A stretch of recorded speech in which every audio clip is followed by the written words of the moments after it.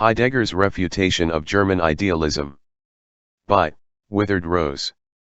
My past couple posts have been political, and while writing them I did a couple pieces for the American Sun, finished a piece for an upcoming newsletter, and was a guest on a new podcast. After so much time spent on politics, and especially time that included serious disagreements with a large portion of the right, I need a rest, and no rest is better than my first love, philosophy. As per request, we will be looking at Martin Heidegger and the German idealists. Before we do so, there are two questions before the question. First, why care about what Heidegger says about idealists? Why care about the debate at all? This gets at a much broader question, namely the value of philosophy. To answer that question, is for another day. At stake in the debate Heidegger and the idealists, which is part of a much larger debate on realism versus idealism, we will touch on these in a second, is the question of what is reality like. To act in the world, you have to know what the world is like, and although it is possible to act in the world without the aid of philosophy, it will certainly help. This brings us to the second question: what is German idealism? At its core, German idealism is the position that there is no reality independent of the mind. Take your computer or your phone for example, which you are presumably reading this on one of the two. Take a second and list everything you can say about your device. Now try and find one thing on that list that is not dependent on your conscious interaction with the device.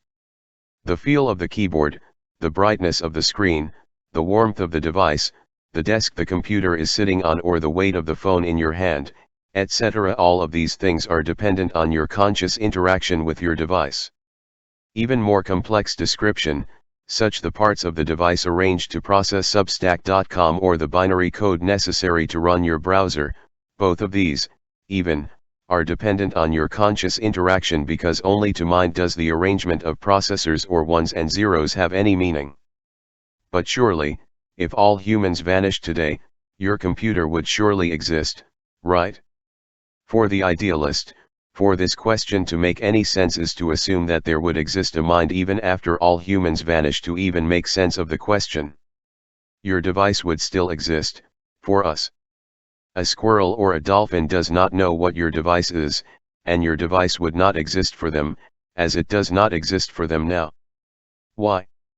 Because everything you know about your device, even what it is, can only be described in terms of a human mind interacting with it, and thus the object known as your computer, or your phone, is only your computer, or your phone, because humans can interact with it. German idealism puts man at the center of the universe. Even more, German idealism says man is the universe, since it is only through man that the universe is meaningful, and there is no difference between meaningfulness and existence for the idealist. Religious, social, and political consequences follow from this, but we are taking a break from those at the moment. Now, what does Heidegger have to say about the matter? Some do claim him as an idealist, and there are some passages in Being and Time that seem to suggest that, but we shall see that he steps over the question of idealism entirely. I will be using the article Realism and Truth by David R. Serbone in the Blackwell Companion to Heidegger.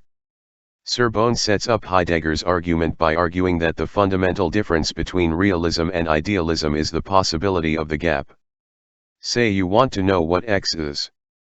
There are a number of ways you can try and figure out what X is, and one way is through sense perception. Through your five senses you can investigate X and attempt to figure out what it is. At this point a problem arises: one cannot simply help oneself to such an explanans, since it appeals to things, perceptual systems, an appropriately structured environment, that fall within the domain, the knowledge of which is to be explained.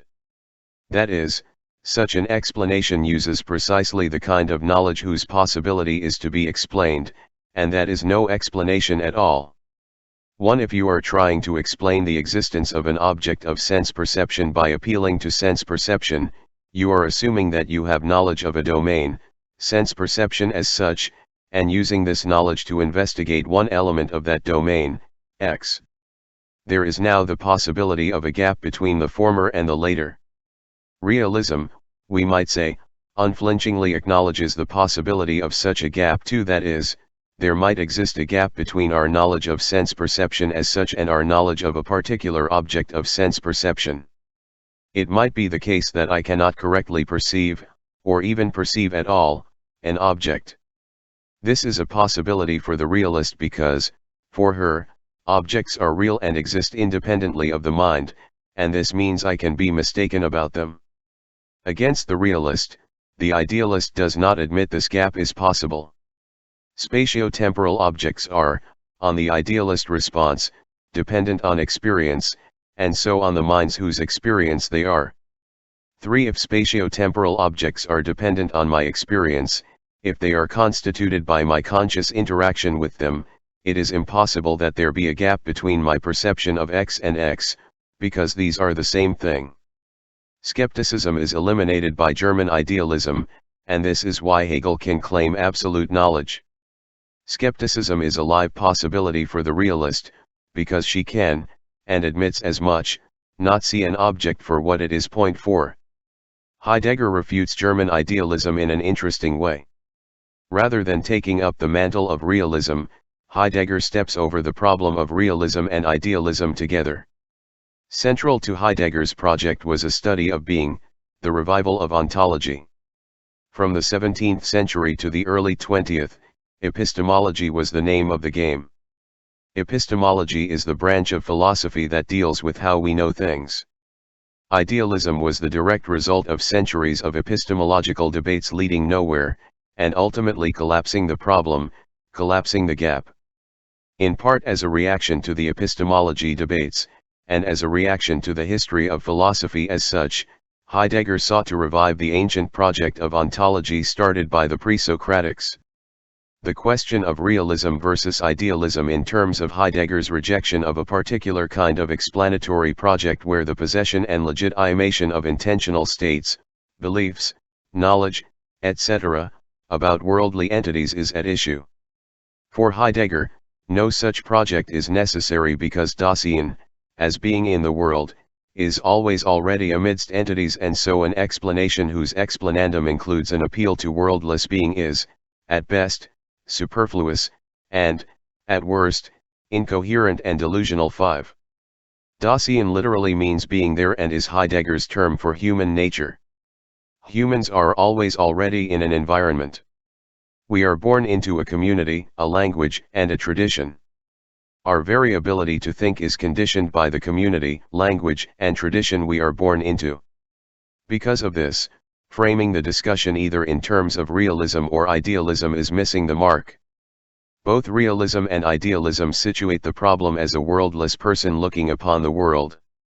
Instead of envisioning a person who is looking upon sensible reality and then either one, tries to bridge the gap between sense perception and sensible reality, or two, collapsing the two, Heidegger envisions a person who is always already part of that sensible reality.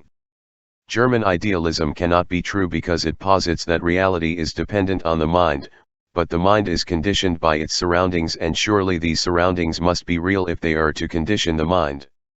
The access to entities, which is what both the idealists and realists try to explain, is not a problem because we are, to use that phrase again, always already amongst entities.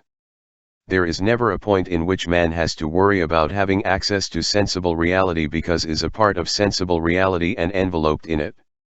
A fish in the ocean has not to worry about having access to water, but this is what both realists and idealists implicitly claim. In this refutation of German idealism, as well as realism, Heidegger presents a vision of the world in which the world, we can also use the term environment or ecology, is the center, not man. Knowledge about man, or any of his interactions, must reduce to knowledge of his environment. Without touching on religious or political implications to this, we can say that if we view man as primarily a being situated in the world and shaped by the world, there will arise an immediate concern for how the world, be it community, language, or tradition, influences us, both for better and for worse. 1. Edited by Hubert L. Dreyfus and Mark A. Radhall. A Companion to Heidegger. Blackwell Publishing. Oxford, England. 2006 250. 2. Dreyfus and Rathall. A Companion to Heidegger. 250. 3. A Companion to Heidegger. 4. This becomes incredibly important for questions of ethics. Do I see you for who you really are?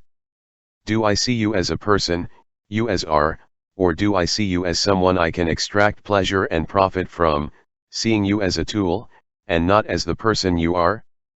5. Ibid 253.